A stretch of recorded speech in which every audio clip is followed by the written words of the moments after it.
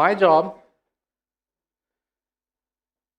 in advertising is to understand humans and how they work and how their brains work.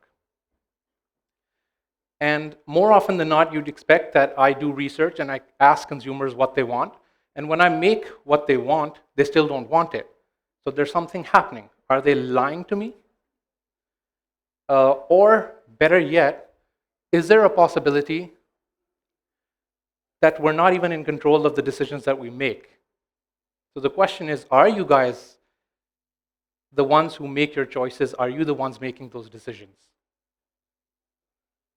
Right? So how many of you have bought something as of today or as of yesterday? Did you make that decision to buy that particular product and brand? And do you know why you chose to buy that particular brand? The question as a marketer for me is, can I influence you to make choices without you even knowing? That's what we're really at the heart of. And I'm here to give away all my dirty little secrets of how I do it. And hopefully, in doing so, we're going to understand how our brains work. And we're going to understand, break that barrier down to see what's going on in our mind and why it does what it does. So, I want you, the right side of the room, to look at this guy. Right? You're not going to stare at this guy, you're going to stare at this guy. And the left side of the room, you guys are only going to look at this guy. Right? And I want you to tell me what he's saying. Bar, bar, bar, bar, bar, bar. So some of you are saying he's saying bar. Right? Right side, is that what he's saying? And left side, you guys saying he's saying far. Which one of you is lying? There's only one audio signal coming across. But how come you guys are hearing two different things? And the fact of the matter is that our brain easily deceives us. And I want to show an example. I want you all to sort of stick your hands out. Everybody. All right. Follow me. Thank you very much, guys. Thank you. No, just kidding. All right, hands out. Right? I want you to turn your hands inside out. Okay? I want you to raise your right hand. Okay, some of you have your left hands raised. Right. You're right. Perfect. I want you to switch them over. Interlace your fingers. Okay? Now you have to make sure that your right thumb is the one that's on top. Right? Now stick out your fingers. Clap your fingers. And now, if your mind has not allowed to deceive you, you should all be able to do this. Whoa! What happened?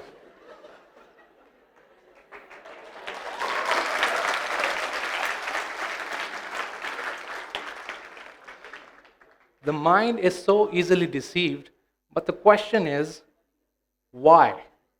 Why does it get deceived so easily? And what's really going on in the head? And I've done a lot of research. I've read a lot of books about this. I read consumer behavior. I turn towards psychology. I turn to magicians, believe it or not. And they sort of help me understand what's going on in the mind. And there's a lot of things. Of course, there's mirror neurons. There's different centers of your brains.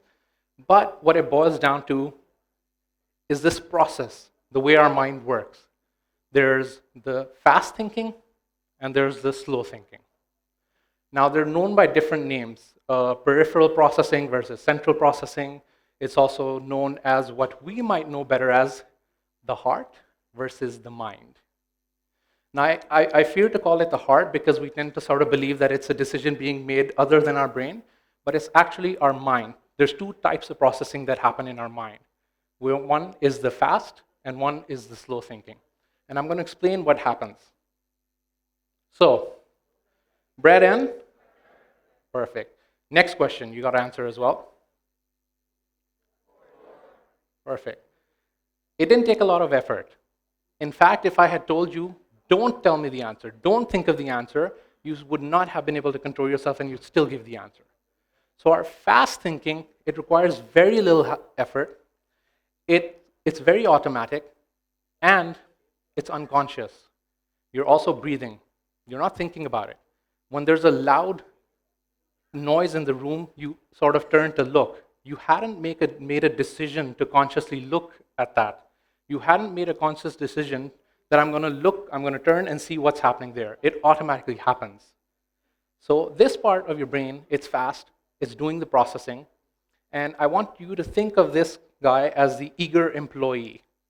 He's there to please. He just wants all the jobs. He wants to do everything. He wants to be in control, and he loves doing everything. What's the answer to this? We have a gentleman who was able to do it really quickly. 391 is the correct answer. But what happened here? Why did it take you so long to come up with an answer? The difference here is that this is the slow part of your brain. You have to allocate memory and you have to allocate your attention for it to process. You have to consciously decide that I'm going to solve this problem and I need to think, and you're going to do these calculations. And this part of the brain is slow, and it requires a lot more effort. Okay, there's a bat and a baseball. It costs $1.10. The bat costs $1 more than the baseball. How much does the baseball cost? Quick. 10 cents. 1 cent. 5 cents. The correct answer is 5 cents. But this question sort of tells us a lot about our brain and what's happening. Your fast thinking took over. It wanted to give us the answer really quickly, and you said, hey, of course, $1, $1.10, $1 more, it must be 10 cents. And you were confident, it's 10 cents. But slow thinking is a lazy bum. We don't want to use this part of our memory. We don't want to use this part of our brain because he's lazy. He doesn't want to do much work. You have an eager employee. The eager employee rushes to do the work for you, and the lazy bum says, he's got it covered. Let him take care of it. Fast thinking will do it. What does it say? Louder? Right. Next one, quickly. So there's a couple of you guys who figured it out. But did you guys notice that there were 2 repeated words? Did everyone? You guys are awesome. But what mostly ends up happening is that people are unable to read the double letters, and they just read it as think you can't be fooled. Our brains are sort of programmed that way. And what's happening here is that if you think back to the time when you were learning the alphabets and when you were learning to read or when you were learning to drive, you had to consciously pay attention to each and every part, that I have to take care of the steering wheel, I have to take care of the gears and the clutch and everything, and you're paying attention. But once you start to get used to it, the slow thinking process, it passes on that job to the eager employee. It says, you take care of it. I don't want to take care of it. And reading is one of those things that once we've sort of accomplished how we can read, it passes it on to the fast thinking, and that takes care of it. But the problem with the fast thinking is that it can sort of miss out what's happening. Now, there's a conflict, and if you want to really understand this conflict between the slow thinking and the fast thinking, there's going to be 2 columns. What we have to do is we're going to go down this column, followed by this column, right? And we are just going to yell out upper or lower, depending on whether the word written is in uppercase or in lowercase. All right? Start from the beginning. Everybody. Lower. Upper.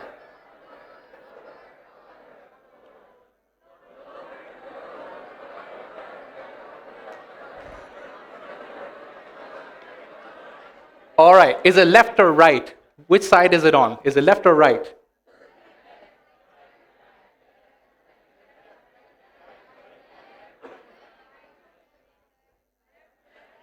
So there's something that's happening. There's there's a slight stumble that starts to happen when you actually get to this part of the column trying to go with the upper and lower. There's a conflict. At one point, you've been assigned this task that I have to tell whether the letter is upper and lower. But the fast part of your brain, it's trying to take over to read the word, which is why when we reach the first word, which is actually in lowercase, and we should be saying lower, the fast brain part of our brain is trying to jump in and say, wait, it's upper. I got this. You relax. I'll take care of it. And that's sort of the conflict that's sort of happening within your mind. So slow thinking in that way can only handle one task at a time. We like to believe that we can multitask, but we really can't. And this exercise that we did is a clear example of what happens. Now, I want you guys to choose a picture of a person. There are going to be two on the screen, and I want you to pick one that you like. Now, I want you to think about why you made that decision. What did you like about that particular person, that picture, why you made that decision? Think, right? How many of you chose this picture? A lot of you. Okay, so show of hands, how many of you chose this girl? All right. Why did you choose this? She's bold. Who else had their hands up? Why did you choose this girl? Because she's different. Right. So how many blue eyes? Show of hands, how many of you chose this girl? Keep your hands up. Whoever chose this girl, keep your hands up. She wasn't even part of the thing. What are you guys doing? Man?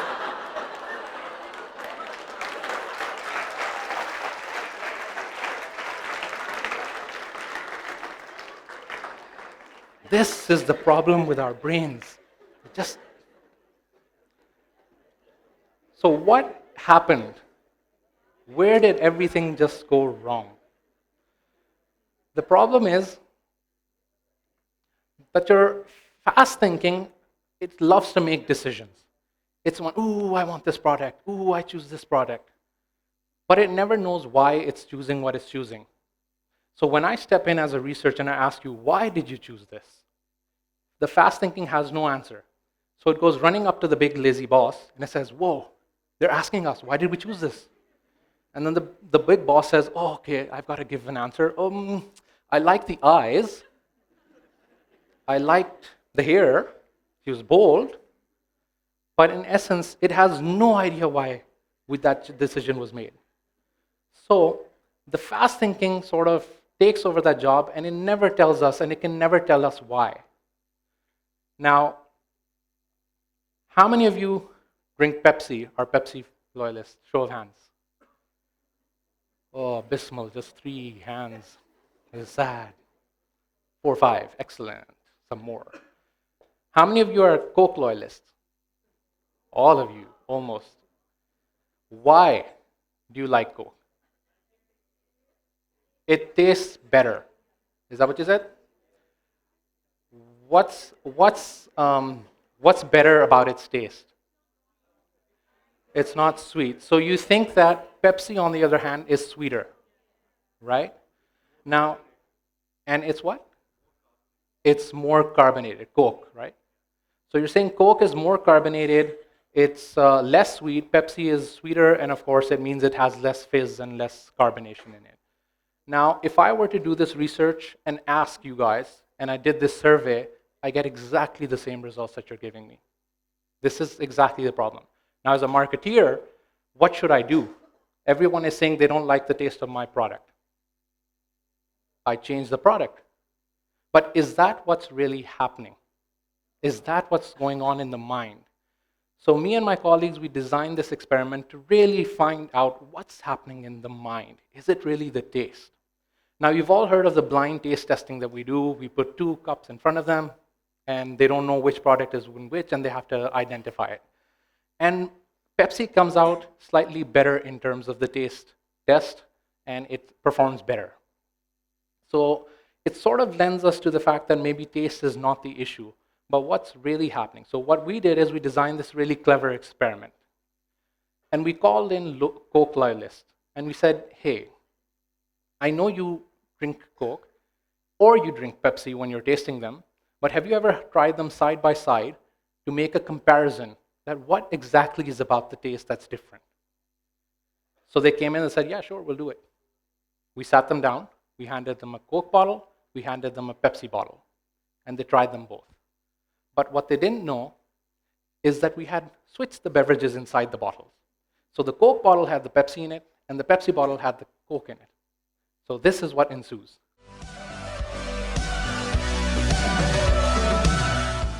There's more. थोड़ा सा तेज है ये उससे. I think it's kind of hard, more than a Pepsi. That one is better. This one tastes better though.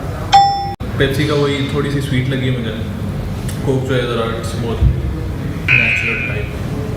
Which one is much better as compared to this one? And ये flat थोड़ी इसलिए लगती है because I have a feeling कि इसमें sugar कम. Coke बेहतर. Coke का अपना वो है, बहुत ही मजे की है. Pepsi to me has a taste, like an aftertaste, which I don't get from Coke. Then we took it a step further. We said, okay, maybe there was some other external variable there. We presented the same case study again, but this time we filled Coke in both the bottles. So now it's exactly the same beverage in the two bottles. Surely they'll pick it up this time that there's a difference or that they're exactly the same.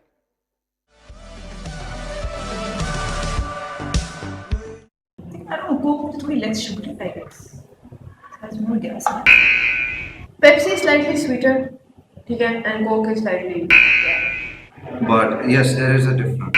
I think they taste the same. लेकिन जो Pepsi है वो slightly ज़्यादा मीठी. Exactly the same beverage. What's going on here? So this is the part of the decision making that we are making from our fast process of our brain. And it's deceiving us. It's telling us one thing. It has no idea why it's making the decisions that it is. And in comes the slower part when it's questioned about things, that's just trying to fill in those gaps and say, this is why I like it, this is why I'm doing it. So for us, how can we be in control? How can we be more in control of the decisions that we make? And that is to actively engage your slow thinking. You have to start to question things. And I'm giving away all my advertising secrets, but this is why ads tell stories. They're trying to keep your slow processing busy and preoccupied while they sell you what they have to sell you. They're trying to keep you preoccupied with doing one task and try to sell you on an idea. So your fast thinking just says, ooh, I like this. And it has no idea why it's liking it. So it comes back to the first question, can your choice be influenced? And I think in the beginning, the slides just sort of messed up, but we'll run this experiment anyway and see what happens.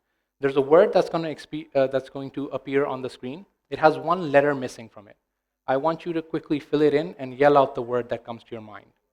Right?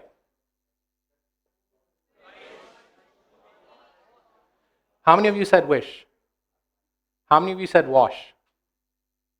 Right. Do you know why you chose wish? Why you chose wish?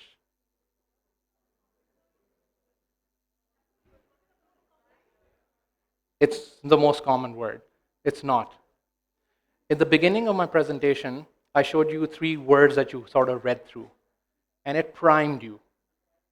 And it primed you. Did anyone see the words hand washing, soap, and this? And Aladdin, genie. You don't remember? Soap and, right. So half of you had your eyes closed on each one. So the thing is that you're able to prime you without you even knowing where that decision is coming from. And you think you made that choice yourself to say wish or wash, whereas you've been led into that sort of decision. And that's the 2 parts of our brains, and this is how we think and make our decisions. Thank you very much.